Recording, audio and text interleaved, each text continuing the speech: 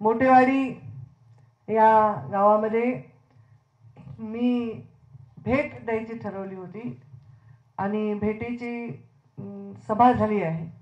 या सभेला मंचावर आत्ताच ज्यांनी मार्गदर्शन केलं ते रमेशरावजी रसकर साहेब, आमचे मोहनदादा मंचावर उपस्थित, या कार्यक्रमाला आवर्जून उपस्थित नाईक नवरेजी, आमचे पी.टी. चव्हाण सर, इथे आपल्या गावातील माजी जिल्हा परिषदचे सदस्य शिवप्रसादजी खेत्रे, सत्यभामा जी दळवी आपल्या सरपंच, सुभद्राबाई खेत्रे उपसरपंच, अविनाश गोंडे माजी सरपंच, दत्ता चव्हाण माजी सरपंच, विष्णू खेत्रे, सूर्यकांत खेत्रे, विश्वनाथ खेत्रे, नारायणराव खेत्रे, विठ्ठल डांगे, भारत खेत्रे, ज्ञानेश्वर खेत्रे, आकाश रासवे, विद्यासागर करपे आणि उपस्थित सर्व मान्यवर, समोर उपस्थित टोपेवाले गमचे घेऊन बसलेले सगळे शेतकरी, माझे वडीलधारी मंडळी आणि सगळे शांतपणे बसलेले युवा बांधव आणि माझ्या माता भगिनींनो, मी सर्वांसमोर हात जोडून नम्र विनंती करते की येणाऱ्या 13 तारखेला मतदान आहे आणि आपण सर्वांनी मला आशीर्वाद देऊन दिल्लीमध्ये आपलीच सेवा करण्यासाठी पाठवावं। मी एक स्त्री म्हणून अनेक वर्ष काम करताना हे बघितले की एक स्त्रीला एक अधिकचे गुण देवाने दिलेला असतो। तिला प्रत्येक गोष्टीचा एक अंदाजा येत असतो, कारण ती काही मोजून करत नाही। भाजीत किती तेल टाकायचं आहे, कूट किती टाकायचं आहे, मोहरी किती टाकायची, तिला मोजायची गरज नाही। मी पण स्वयंपाक जेव्हा करते चमच्याने नाही टाकत, मी हाताने टाकते, मला बरोबर पडते मी तिखट किती टाकायचं। तसंच ह्या निवडणुकीचं झालंय, किती कोणत्या नेत्याचे किती टाकायचे मिक्स आणि कसं भाजीला चव आणायची अशी निवडणूक झालेली आहे। आमच्या सुदैवाने गेल्या 4ही निवडणुकीमध्ये आम्ही लढलो, अत्यंत जीवापाड आम्ही कष्ट केले। मुंडे साहेब एकटे होते 2009 मध्ये, कोणी नव्हतं, अनेक बूथ होते जिथे आमच्याकडे माणसं नव्हती, ही परिस्थिती तेव्हा होती आणि त्यावेळी मी त्यांच्या प्रचाराचे सेनापती होते। 14ला मुंडे साहेब लढले तेव्हा थोडंसं एक उत्साह होता, कारण सरकार येणार आहे 100% भारतामध्ये, ही परिस्थिती होती आणि मुंडे साहेब 17 दिवसात गेले। निवडणुकीचा निकाल लागल्यानंतर आणि शपथ घेतल्यानंतर आठवडाभर पण मुंडे साहेब राहिले नाही, उलट सत्कार ज्या दिवशी होता त्या दिवशी मुंडे साहेबांचा अंतिम संस्कार करावा लागला। ही कहाणी ही खरी आहे, ही काही खोटं सिनेमा नाही आहे, हे सत्य आहे, हे तुम्ही सर्वांनी पाहिलेलं आहे। मुंडे साहेबांनी मला राजकारणात आणलं आणि मला एवढंच म्हणले, तुझे 5 वर्ष मला दे, पण 5 वर्षात मुंडे साहेबच गेले आणि मला राजकारणात राहावंच लागलं। राजकारणात राहणं काही सोपं नाही, एवढ्या मोठ्या नेत्याचा वारसा चालवणं एवढं सोपं नाही। कितीही चांगलं काम केलं तरी कशावरून निवडणूक फिरेल हे सांगता येत नाही आणि लोकांच्या भल्यासाठी काम करणाऱ्या माणसाच्या पोटामध्ये पीडा उठत असते। अशा वेळी मला परळीच्या लोकांनी नाही पाडलं, परळीच्या गणिताने पाडलं, मत तेवढंच पडले मला। एका माणसाने 8 वेळा फॉर्म विड्रॉ केला, निवडणूक बदलली, पण तेव्हा बऱ्याच आता त्याच्यानंतर सगळ्याच नेत्यांनी भाषणे केले, सगळंच पोलखोल झाली, काय झालं काय नाही जगासमोर आहे, मी काय म्हणायची गरज नाही। पण 5 वर्ष मला बघितलेला माणूस डोकं वर करत नव्हता आणि जिल्ह्यातले लोक सारखे मोबाईलकडे बघत होते, का तर ताईचा मेसेज नाही आला, विमा आला नाही, अनुदान आलं नाही। 5 वर्षात माझी काही तब्येत खराब झाली नाही, मी खंगले नाही, म्हातारी झाली नाही, बारीक झाली नाही, काही नाही, जशाल तशी दणकट ठणकट तुमच्या समोर उभी आहे। पण 5 वर्षात जिल्ह्याचं काही चांगलं झालं का? हृदयावर हात ठेवून विचार करा। आणि गेल्या 6 महिन्यात तर असं काय झाले की या जिल्ह्याची तब्येतच खराब झाली, म्हणजे काहीही सुधरलं का नाही तब्येत, अशी चिंता माझ्यासारख्याला वाटते। कारण मी राजकारणात काम करत असताना ज्या संस्कारात वाढले तिथे जात धर्म या गोष्टींना कुठलंही स्थान नाही।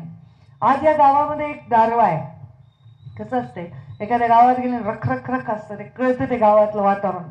स्त्री असल्यामुळे मी सांगितलं मला एक गारवा वाटायला गावात। मी इथे आले, शांत वातावरण आहे, लोक शांत बसलेले आहेत गुण्या गोविंदानी, भर दुपारचं सुद्धा असं एक थंडावा वाटतोय, त्यामुळे मला तर वाटतंय की ह्या गावात लीडच आहे बघा, काही म्हणा।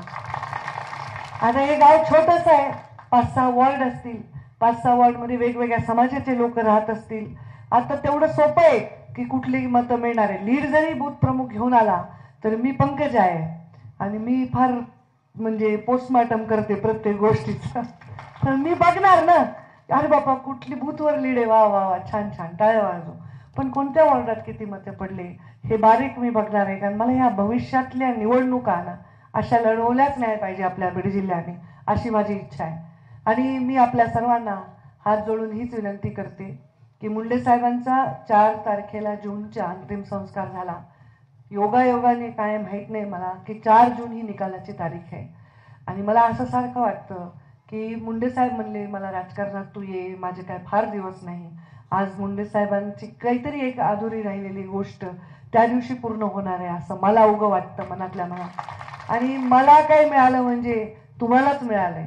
या जिल्ह्याला सन्मान मिळाला म्हणजे तुम्हालाच मिळालाय. या जिल्ह्याला माझ्या नावाने एक पद मिळालं म्हणजे तुम्हालाच मिळालेलं आहे. मला स्वतःला मी एक खोली वाढवली नाही. एका पत्रकाराने विचारलं तुमची मागच्या 5 वर्षाखोली संपत्ती होती त्याच्यात 10 कोटीची वाढ झाली. मी म्हणलं 10 कोटीची वाढ नाही झाली, किमतीमध्ये वाढ झालेली असते. तुमच्या घराच्या समोरून नॅशनल हायवे गेला तर घराची किंमत कशी वाढते तशी. मी तर 5 वर्ष घरी बसलेली आहे आणि माझ्या जीवनामध्ये राजकारण माझं सगळ्यांनी पाहिलंय. आता तुम्ही माझा उल्लेख केला की ताईंनी किती निधी दिला. या निधीमध्ये मी कधी कुणाच्या चहाची मिंडी नाही. या जिल्ह्यामधल्या कॉन्ट्रॅक्टरचे नावं सुद्धा मला माहीत नाही की काय, पण 10,000 कोटीचे नॅशनल हायवे, 12,500 कोटीचे CRF, PWD, 30-54 मुख्यमंत्री ग्राम सडक योजनेचे रस्ते आणि हजारो कोटीचा 25-15 मी दिलेला आहे. ग्रामपंचायत कार्यालय दिलंय, पंचायत समितीचं कार्यालय दिलंय, जिल्हा परिषदचं कार्यालय दिलंय, प्राथमिक रुग्णालय दिलंय, उपजिल्हा रुग्णालय दिलंय आणि सिव्हिल हॉस्पिटलला सुद्धा नवीन इमारत दिली आहे. मेडिकल कॉलेज आंबेजोगाईचं त्याला सुद्धा मोठा निधी आणलाय. वकील संघाच्या इमारतींना सुद्धा निधी आणलाय.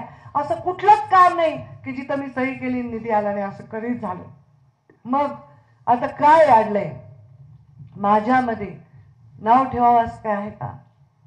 अरे अरे हा उमेदवार दिला भाजपचा, आता काही खरं नाही. उलट मला तर अशीच चर्चा ऐकायला मिळाली, बापरे ताई दिल्या नाही तर काही खरं नव्हतं, अशी चर्चा आहे.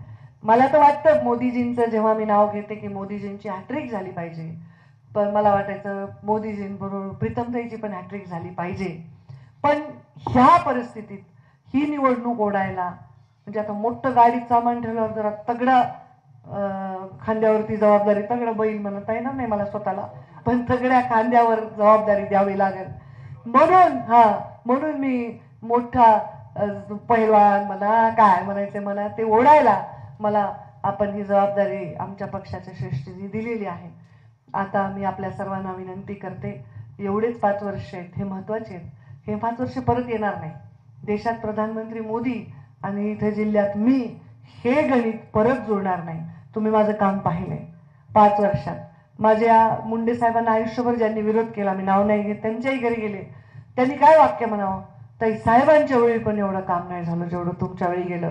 मी स्वर्गात गेल्यावर माझ्या बापाला मी तोंड दाखवू शकते, ते म्हणाल वा वा बापसे बेटी सवाल. हे सगळे काम. विमा आला, आता विमा आला, तुम्हाला कोणाच्या अकाउंटमध्ये विमा गेला काय त्याचं आडनाव बघून गेलं काय विमा? आता रस्ते झाले, कुणाच्या सिमेंट रस्ते, पेवर ब्लॉक आहे, तुम्ही पेवर ब्लॉक वगैरे सगळे आम्हीच दिले.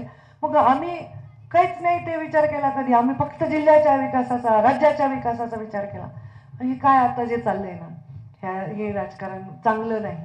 स्वस्थ राजकारण नाही झालं पाहिजे. राजकारण हे तंदुरुस्त माणसाला, समाजाला करणारं झालं पाहिजे. तुम्हाला सगळ्याच गुणसंपन्न उमेदवार जर मी वाटत असेल तर मला आशीर्वाद द्या, मोठ्या मताने विजयी करा, सगळ्या वॉर्डात लीड द्या. सगळे तुमच्या पाहुण्या रावळ्यांना भेटा, तुमच्या सगळ्या सोयऱ्यांना भेटा आणि सगळ्यांना सांगा की पंकजाताईंच्या हातात एकदा आपण पाहिलंय देऊन, एवढ्यांदा परत एकदा आपण ते पाहू. एका माणसाने खूप चांगलं वाक्य वापरलं, लोक एकदा मत देतात आणि 5 वर्ष रडत बसतात, त्याच्यापेक्षा काय आहे ते आता रडून घ्या, मत द्या, म्हणजे 5 वर्ष रडायची गरज पडणार. सगळ्या समाजाला घेऊन जाईन, सगळ्यांना न्याय देईन. माझ्या दारात असणाऱ्या माणसाचं कधीच मी देईन म्हणजे मी दिलाच आहे, आधी पण कधी नाही ना आताही नाही. मी माझ्या आलेल्या माणसाचं आडनाव म्हणून कधी बघत नाही. मी बघते त्याची गरज आणि त्या गरजेला मी कशी कामी आहे, एवढंच माझं कर्तव्य. हे 5 वर्ष फार सुवर्ण वर्ष असतील. मोदीजी सभा घेणार म्हणलेत, मी म्हणलं होतं एवढ्या मोठ्या माणसाची सभा आपण इथे घेऊन त्यांचा वेळ घेणं योग्य नाही. पण त्यांचा असा निरोप आहे की मी प्रधानमंत्री आहे आणि देशाच्या सगळ्या जनतेचे मला आशीर्वाद घ्यायचे परत प्रधानमंत्री बनण्यासाठी. आणि मी बीड जिल्ह्यात येणार आहे. आता ते जर येणार असतील तर हे आपल्या जिल्ह्यासाठी काय काय त्यांच्याकडनं करून घ्यायचं आहे हे माझ्या हातात नक्की राहील. मागच्या वेळी आले होते तर रेल्वेला 2800 कोटी दिले, यावेळी आले 10-5 हजार कोटी जिल्ह्याच्या उद्योगाला दिले तर तुमच्या लेकरांना बाकीच्या गोष्टी होत राहतील, पण रोजगार मिळेल, नोकरी मिळेल, बाहेर जावं लागणार नाही. ही तळमळ माझी आहे. अनेक गोष्टी करायच्या आहेत, अनेक गोष्टी केल्या आहेत, त्या तुमच्या समोर मी ठेवीनच. आपल्या सर्वांना आशीर्वादाची अभिलाषा ठेवते आणि माझ्या वाणीला विराम देते. धन्यवाद. जय हिंद, जय महाराष्ट्र.